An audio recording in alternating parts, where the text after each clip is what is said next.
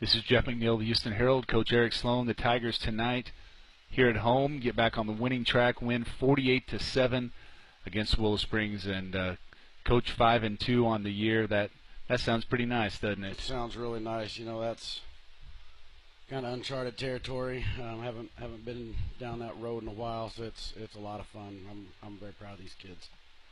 Well, your team faced some adversity tonight, personnel-wise. You lost your quarterback, Dakota Burchett, with migraines very early in the game, and so you started shuffling guys around and mixed and matched a lot of things, but scored a lot of different ways tonight. 2 defensive touchdowns, blocked 2 punts, one fell on in the end zone, and another one led to a touchdown. Talk about just finding ways to put the ball in the end zone tonight. I thought you guys did whatever it took. Yeah, I mean, it was a total team effort. I mean, offense, defense, special teams. I thought we played, for the most part, pretty well in all 3 phases of the game. You know, Dakota just had a migraine. I mean, that's typical of him. He does that a few different times through the year. It's the first time that it's happened during a football game. It wasn't anything that he got hit or anything like that. And just kind of got up and said, hey, I'm starting to get a migraine. And when he does, he starts to lose vision for a little bit, and we got him out immediately. And then, of course, the vision started to go. And, you know, Dixon, we got rid of that experiment a year or so ago, so he hasn't taken a snap since then. I mean, we were not going to play him at quarterback, but you know, in the situation, we thought that gave us the best option with the personnel that we had. Thought he did a great job for a kid that, I mean, obviously he's smart and he's been in the system for 4 years and knew what to do at the quarterback spot. He just hadn't had a whole lot of reps there, but yeah, it was a great team effort. Just, you know, defensively they bailed us out time and again, and special teams, it was great that we could contribute there as well. So, you know, very proud of the whole team effort. I think there's been several times this season, Coach, and of course at the 5-2 record, you're going to have to overcome adversity. You guys have faced it. You've faced adversity, and I like the fact that no matter what is thrown this team's way, you know, they just find ways. You know, whether you're moving guys around or losing guys or whatever you have to do, guys, you know, messing with grades through the week and just whatever it is, it just seems like you guys continue to find answers, and I'm sure that really pleases you. Oh, it's great. You know, years past, some adversity, we just fold. Still having several kids missing practice, sending them to tutoring. Definitely still having to focus in that area and make sure that we got our priorities correct, and we're going to continue to do that until grades get to be where they need them, where we got to have them. You know, and then we've had a little sickness going throughout the locker room, just, I don't know, 24, 48-hour bug. Just everybody's kind of under the weather. Coaches have had it a little bit. So it's just the next man up mentality, and kids are just doing a great job in practice. And selfishness has just not been there. I mean, we're playing for our brothers to our right and our left, and you know, it's fun. I think we're starting to see a little bit of results because of that, but it's just fun. Just some of the shuffling we got going on the offensive line, I think, shows that we played several kids on the offensive line. Just able to spell some kids and do a little bit of stuff differently. But yeah, it's great to watch us handle some adversity, and you know, I think we kind of put ourselves in bad spots at times. Maybe a bad play call here or there in our own territory, and put the defense back to the wall, and again, they responded. So, you know, just very proud of that team effort. Kind of a slow start for you guys tonight, and a couple 3s and outs, and things not really going well, and then about 4:31 to go in the first quarter, Chris Sean sneaks in on a punt block and blocks his 3rd of the season. He would later get another one. C.J. Lee falls on it for a touchdown.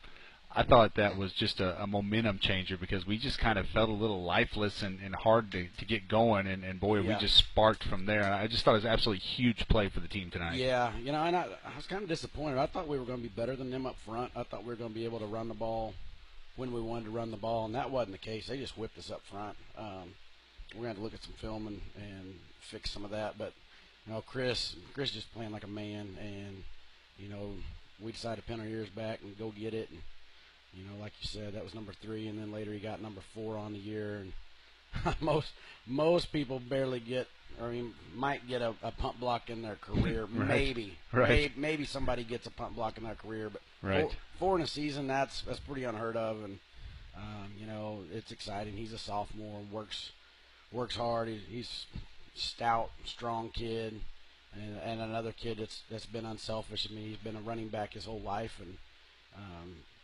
thought it was in the best interest of the team. We moved him to the line, and he was more than willing to do that. And I just think that's the kind of kids we're dealing with right now, just very unselfish kids, whatever we got to do to make the team better, and I think that's why we're seeing some better results.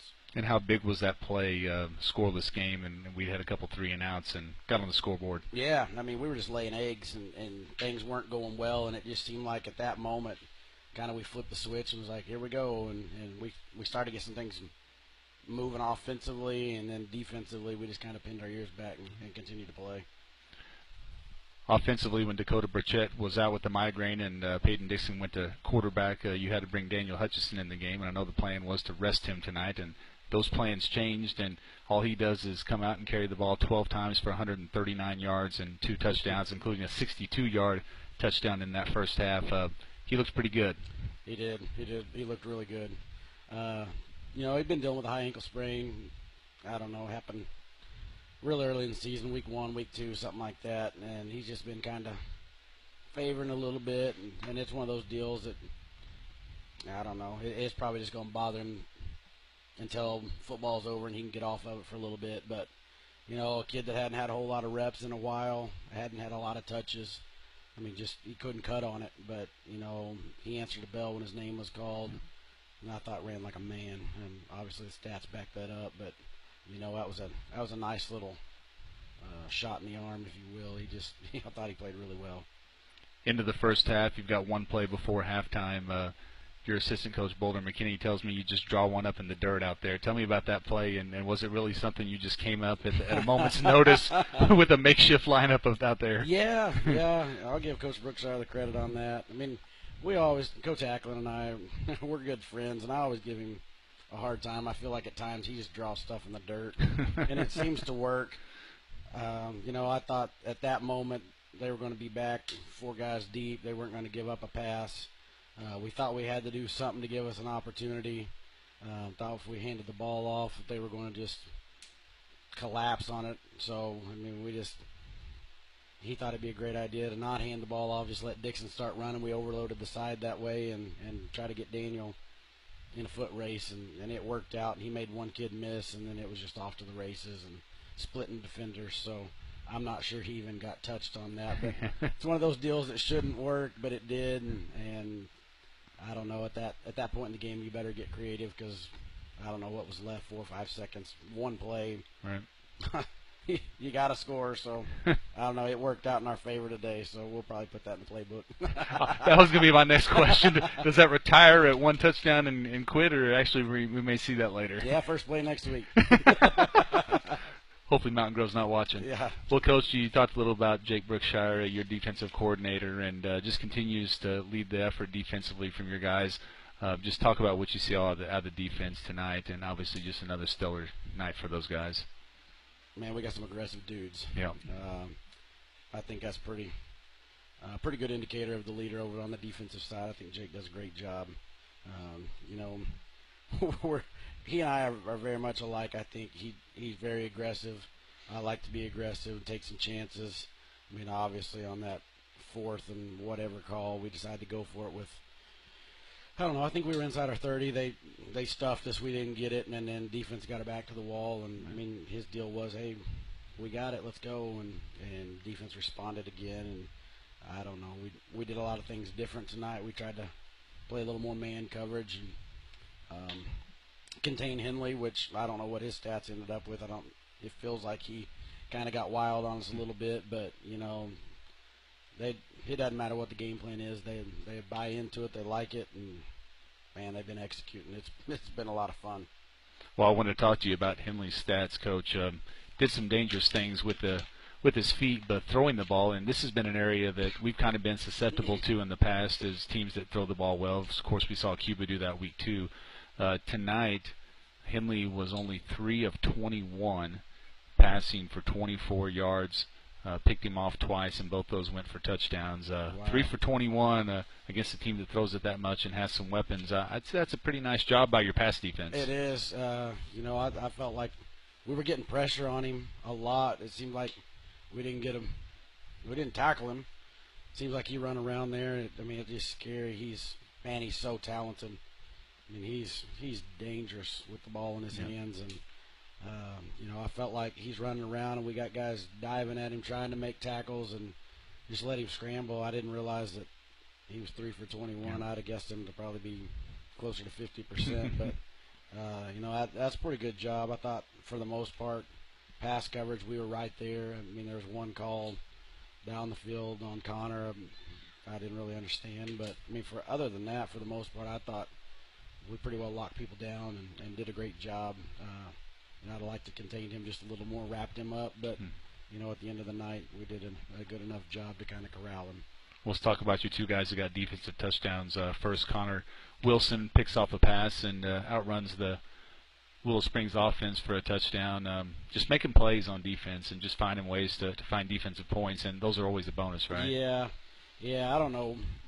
Connor's probably 6'4", which is really odd for a corner. Does a great job. He's long, he's lanky, jumps really well, defends a lot better than you might think. I don't know. He's deceptively fast. Just does a great job. It seems like he reads that short stuff really well, gets a really good jump on it, and it was fun to watch him pick that off because Trevor Mitchell gets out front, kind of gets to looking around. He's going to lead him to the house, just hoping somebody will gain on him so he can hit him there. And it's just a lot of fun watching all the kids just take him to the end zone. And I don't know, we're bouncing around, we're having a good time, we're scoring on defense. So man, it's so much fun right now. And how about Chance Mitchell? He finds the end zone as well. I think that's his third interception of the season, but he seems to be a guy that just is around the ball, making plays, and not always the headline guy, but certainly a very key piece of this defense, and makes another play. Yeah, and very unselfish. This kid's been a fullback again. Last week during the middle of the game, we decided going to move him to the offensive line. I'm sure if he was honest, that's not exactly what he would like to do.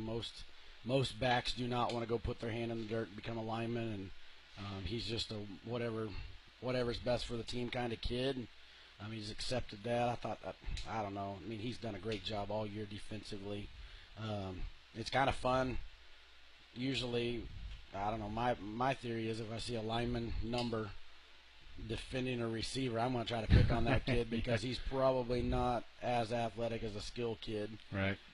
So you see a number 50 out there, which probably nobody knows. Hey, that's been a running back his whole life. Yeah. So he runs really well, and he's just done a great job. And again, he's just another unselfish kid, just whatever for the team, and I'll do it. And man, I can't say enough good things about that. I'm glad the culture's changing a little bit, and we're getting some kids that are bought in, and we're just not selfish, and that's what it's going to take to continue to grow this program. No, you talked early in the season about not being content after a good start. Now here we sit after week 7, 5-2. Do you feel like the guys have taken on that challenge of continuing to push forward, continuing to win ball games, and not be satisfied with doing some things that haven't been done around here in a while? Yeah, I think so. I think it's an indication when we start pulling kids out when the game's in hand. Those kids don't want to come out of the game. They want to finish what they started, and I understand that. I respect that, but at the same time, I think we got to be smart, and that's an opportunity when we can get some other guys in. If it's an opportunity where we can keep some kids from taking a shot or putting them in a spot that they're not going to be successful. So I'm just glad that they've taken on that role. And again, the senior class, if I remember correctly, they told me they hadn't won a game since 3rd grade when they came into the program as freshmen, and they got to experience 4 wins as a part of the varsity team. And that just shows what kind of leadership we have in that senior class. We got some dudes with work ethics, willing to do whatever it takes. They like the weight room. They're accountable to each other, and they're unselfish. That's just like we were talking a couple weeks ago when the backs are saying, hey, this isn't working, but if you get it to him, they're not keying him, or they're just seeing different things. We just don't have any me guys. Yep. And man, that's so awesome because when you get the me guys, then you start to see teams that are not real successful, and I'm so glad that we're not dealing with any of that. Well, next week, you know the challenge that waits ahead. We go on the road to Mountain Grove, a team that kind of started slow but got a nice win tonight, 14-13 over Salem. Yeah. It's at their place. It's not going to be easy. A team that we beat last year, so I'm sure they've been looking forward to seeing us again. Yeah. Your thoughts about going on the road next week and facing the Panthers? You know, that's one of my favorite places to play as far as away avenue. I mean, it's a beautiful facility with that gymnasium they got sitting in the backdrop. I mean, it's just a fun atmosphere to play in. You know, with us beating them last year, I'm sure there's going to be a little added stuff to the handout this week when they do a scouting report, and probably something they're going to talk about. We did see them this summer at Branson, matched up with them a little bit. They were really big. So again, we haven't played common opponents very often, so we really haven't seen much film of them. You know, I think they're going to line up and try to run over some people. I don't know. It's going to be a good test for us. I hope our community travels well. It's going to be a fun night. I'm guessing it's probably going to be senior night over there. They're probably going to be jacked up and full of emotion, and I don't know. Last year was pretty cool, but man, to win over there, that would probably be right up there on the coolest things to ever happen. Right. And you know, we haven't talked about it much, but now that we're at the latter part of the season and we're starting to see some district positioning, we're putting ourselves in position to possibly host a district game in that top four. So you know that every game is a significant one. We're playing games that matter down the stretch of the season. Right, absolutely. I mean, we're in the 4th spot, 1, 2, and 3. I mean, I don't know that anybody is going to be able to bump them just with the schedule they have remaining and just kind of the point positioning that they're in. I know Fairgrove and Stratford, they're going to win out. So, I mean, we're at the 4th spot. Liberty's at the 5, and followed by Willow Springs or Mountain Grove, and then Willow and Forsyth, I believe. So, I mean, us and Liberty are going to be jockeying for that 4th spot. Right. If we win out, we'll be that 4 seed. So we're probably going to play, as of right now, I mean, it looks like we would play Liberty back-to-back weeks. Right. Been there, done that, haven't we? Been there, done that, absolutely. But that was the 1-8 matchup. So, you know, went out, we take care of our own business. We'll get to play at home, and that would sure be a lot of fun. Just to play at home one more time in front of our fans. I mean, our fans have been great here all year. It's loud, it's noisy. I mean, it's a 12th man in all reality. So, you know, if we could give back to the community and get a first round game here, that would be so great. But I mean, we got to take it one game at a time. And if we take care of business the next 2 weeks, I mean, we'll be playing here week 10. So that would be so awesome. Yeah. Well, a couple more games to go to get there. 48-7 tonight over Willow Springs. 5-2 on the season. Congratulations, Coach. Great job. Thank you.